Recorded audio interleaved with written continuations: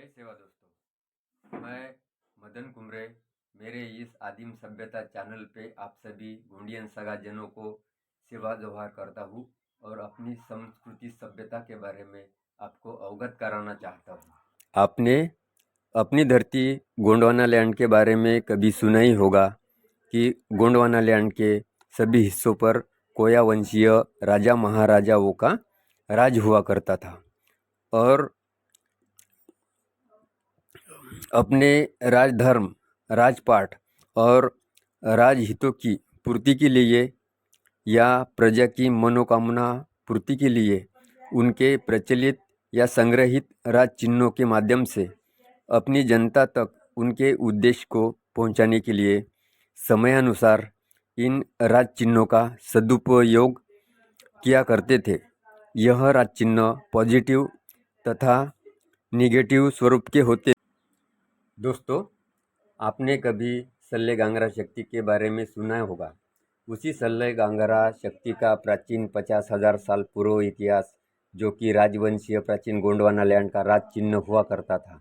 सल्लेगांगरा इन दोनों महाशक्ति की एकरूपता से बनी हुई एक अलौकिक शक्ति, जिसे हम गुरुबल या गुरुत्वाकर्षण शक्ति कहते हैं, जो कि स्वयं अर्धनारेश्वर शक्ति का रूप है।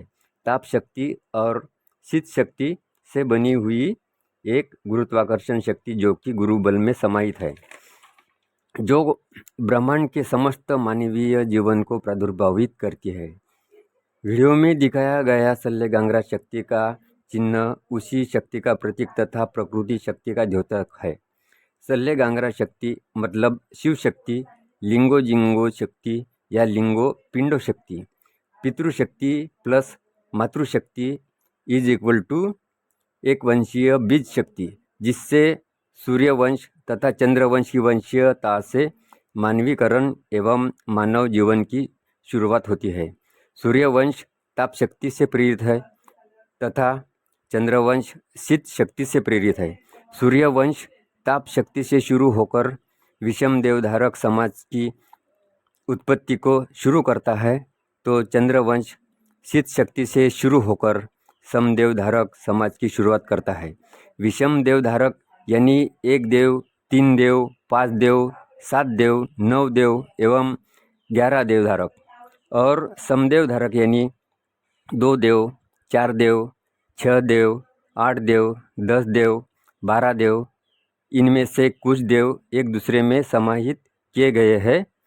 इन्हीं चंद्रवंशी तथा सूर्यवंशी गोंडियन समाज की वैवाहिक एकरूपता से एक वंशीय जीवन पद्धति की शुरुआत होती है।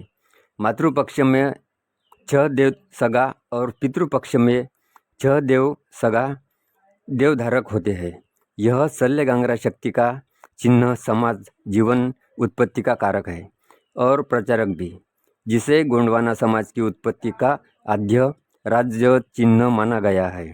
इसके बाद में कई कालखंड के बाद एक अलौकिक राज चिन्ह का सदुपयोग दिखाई देता है, जिसे अलौकिक शक्ति का प्रतीक माना जाता है। उसका नाम लिंगो जंगो शक्ति या लिंगो पिंडो शक्ति मतलब लिंग प्लस पिंड यानी पिंडी इज इक्वल टू बीज शक्ति, जो कि प्राचीन गोंडवाना लैंड का प्रचारक राज चिन्ह हुआ करता था। यह प्रजननिक तथा लोक निर्माण कार्य हेतु इसका सदुपयोग हुआ करता था। जिस वक्त अनादि पाषाण युगीन कालखंड में अकाल मृत्यु से प्रजा की हानि होती थी, तो प्रजा की प्रजनन क्षमता को बढ़ावा देने हेतु इस देव स्वरूप राज चिन्ह का इस्तेमाल होता था। वह शिव शक्ति का प्रतीक समझा जाता है। लिंगो ताप शक्ति है, तो पिंडो यानी पिंडी शीत शक्ति है। लिंगो पितृशक्ति है, तो पिंड मातृशक्ति है। लिंगो सूर्य शक्ति है, तो पिंडो चंद्र शक्ति है। सूर्यवंश तथा चंद्रवंश के द्योतक है। पितृदेवता और मातृदेवता लिंगो सफ़ेद चवर है, तो पिंडो काला चमर है। यह देवधारक राज चिन्ह मानव निर्माण प्रजनन प्रणाली से युक्त है। इसकी निर्मिति 16,000 साल वर्ष पूर्व बताई जाती है। गोंडियनों का यह ईश्वर तुल्य राज चिन्ह भारत के हर कोने में मिलता है। सर्वप्रथम इन्हीं 12 लिंगों से 12 धार्मिक पंथ एवं आज के समयानुसार 12 जाति का विभाजन भी हुआ है, जिन्हें 12 ज्योतिर्लिंग भी कहा जाता है। इसे ईश्वर तुल्य माना गया है। यह गोंडवाना का एक प्रजाजनक राज चिन्ह है। इसके कई कालखंड के बाद आता है एक प्राकृतिक राज चिन्ह, जो कि देव प्रचारक राज चिन्ह है। सूर्यादाऊ और नलेंजदाई यानी सूर्य शक्ति प्लस चंद्र शक्ति इज इक्वल टू गुरुत्वाकर्षण शक्ति।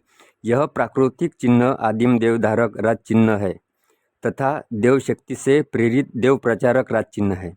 यह राज चिन्ह जिस वक्त गोंडियन देवी देवता बुद्ध पूर्णिमा यानी बुद्धिमानियों की पूर्णिमा, महाज्ञानियों की पूर्णिमा के शुभ अवसर पर शाही स्नान के लिए किसी पंचधारा या उत्तरवाहिनी नदी के तट पर जाते हैं, तब उन देवी देवताओं के पीठ पीछे उनके लपेटे हुए गमछे या खारे में होता है, या फिर प्राचीन पाषाण युगीन काल के देवी देवताओं की पत्थरीले प्रतिमाओं पर अंकित किए गए देवी देवताओं के कंधे पर दाएं बाएं और होता है, जो कि अति प्राचीनतम सभ्यता को दर्शाते हैं। यह राज चिन्ह मानवीय वंश के उत्पादक है तथा 12,000 वर्ष पूर्व इसके वजूद का पता चलता है। सूर्य वंश और चंद्र वंश, इन दोनों वंशों से संपूर्ण मानवीकरण की शुरुआत होती है। सूर्य वंश ताप शक्ति से प्रेरित है और चंद्र वंश शीत शक्ति से प्रेरित है। सूर्य से पूर्णिमा का पता चलता है तो चंद्र से अमावस्या का पता चलता है। समदेव तथा विषम देवों की शुरुआत इसी से शुरू हुई है। यह द्विकुलीन परंतु एक वंशीय मानव निर्माण पद्धति का प्रेरक है। मातृवंश पितृवंश का द्योतक है।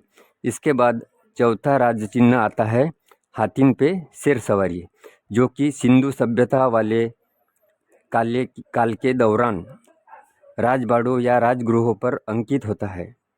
यह गोंडवाना का प्राचीन राज चिन्ह है। गोंडवाना गणराज्य लैंड की उत्पत्ति एक वंशीय द्विकुलीन यानी सूर्यवंश तथा चंद्रवंश मतलब समदेव धारक एवं विषम देव धारकों में से बताई जाती है। इनमें से विभाजित गोत्रों की वंशावली की शुरुआत होती है। सिंहल वंश तथा चंदेल वंश यानी सूर्यवंश तथा चंद्रवंश। सिंह तीव्र शक्ति है तो हाथिन शांत शक्ति का प्रतीक है, जिसमें पॉजिटिव और नेगेटिव शक्ति का प्रादुर्भाव है। चंदेल वंश में राजवंशीय राजपुत्रों का विस्तारीकरण होता है, तो सिंहल वंश में अति तीव्रता वाले राजाओं का विस्तारीकरण होता है। लेकिन मानवीयता के हिसाब से दोनों की वंशीयता एक ही होती है, और इसी तरह से ही राजा और प्रजा के विस्तारीकरण और एक संघ समाज पद्धति से अनेकों संस्कृतियों की शुरुआत अपने अपने क्षेत्रों में अलग अलग संस्कृतियों का विभाजन तथा जन्म होता है, लेकिन वंशीयता एक ही होती है। यह राज चिन्ह भी दैवीय शक्ति से प्रेरित है। इन सभी कुल चिन्हों में से कई पंथ और जातीय शाखाओं ने इसके कई पार्ट को दैवीय शक्ति से जोड़ा है तथा देव धारणा मनाई है। दोस्तों, यह वीडियो आपको अच्छा लगे तो एक बार अवश्य सब्सक्राइब करें। जय सेवा।